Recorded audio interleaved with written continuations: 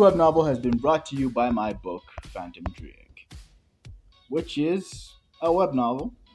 If you've been on this channel long enough, you know I'm a web novelist.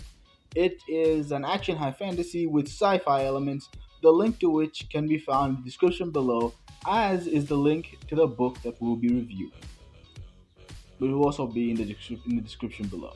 You know, it's been a while since I read a web novel from, well, webnovel.com. But I have decided to swim in those waters after a while, and this has brought us to Mythologies, A Devil Prince's Revenge Saber by Saber Geekies. Now, before we go any further, please remember to hit that thumbs up button, that sub button, and please remember to share this video. I am a small channel, and that really helps me against the YouTube algorithm. It really helps grow the channel, and I very much appreciate it from the bottom of my heart. So, let's look at our story synopsis so that you, the reader, can get a better view of the story. About a thousand, about thousands of years ago, a war between angels and devils that lasted in millenniums. The devils were losing the battle and territories were taken from them. But after years of battle, the angels finally decided to retreat, due to the devils finally being in peace.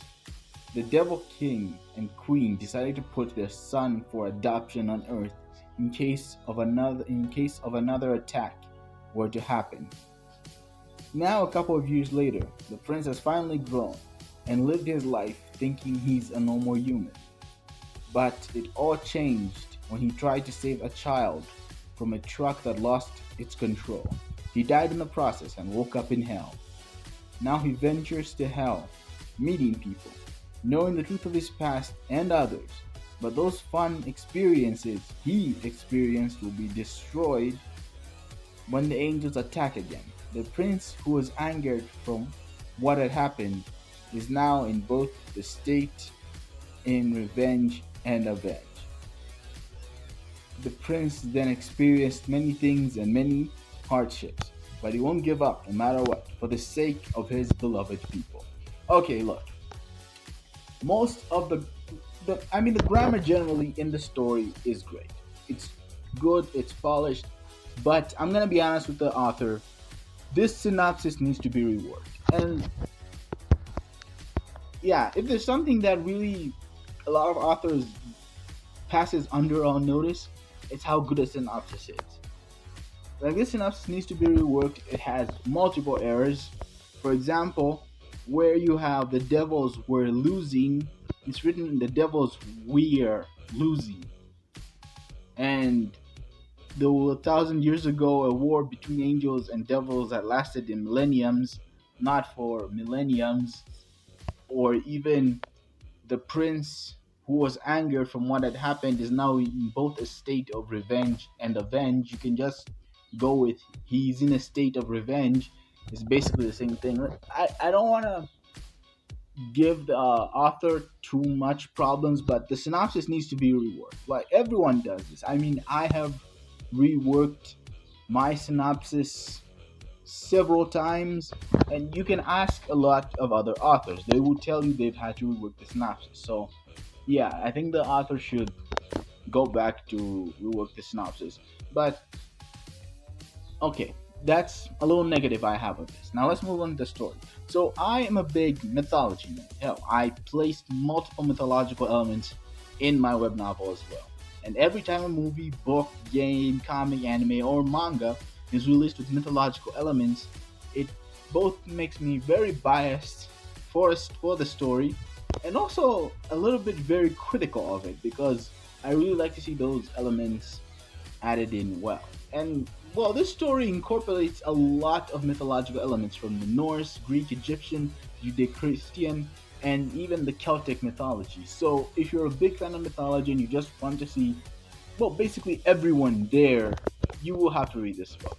And also, I remember a while ago, I'm not sure what that book was, whether that was Pinstrip or any other, but I once called a story very anime. Oh no, that was Detective Q. Yeah, that was Detective Q.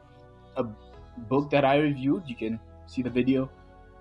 I called that book very, very anime, and this one is also very, very anime. Like it is as anime as you can get, and you know what you're expecting when you have a story with the gods and they're attacking hell and they're the bad guys. The fights are okay in the story. I will give the author praise for that because fight scenes are hard to make. Good fight scenes are hard to make. Like, you can make a bad, sloppy written fight scene. The fight scenes are okay.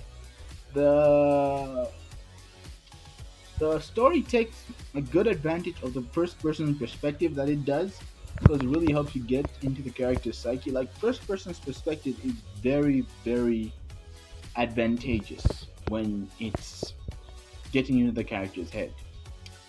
Though I am upset that Trakan makes an appearance in this story, like just go back to Isekai, you child murdering freak.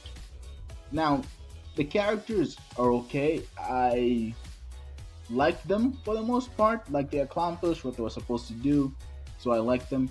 And I liked the fact that there were multiple mythologies because when you see most of these stories, you usually just have the Judeo-Christian and the Norse and Greek mythologies as the only ones being present, and the others are just shafted off to the side. So I was glad to see that those were also presented in the story, like early on, not like most stories where the next time you probably see a Celtic god is like 50 chapters later. So I was glad for that. And yeah, if you are a fan of mythologies, you will like this book. So I like give it a 7 out of 10. If you're a fan of mythologies, anime, and you just want a great fun story, I recommend this one for you. I just think the author should rework the synopsis because yeah, the synopsis has some issues, but other than that, I was thoroughly entertained. So yeah, this has been Red Chaos One signing off.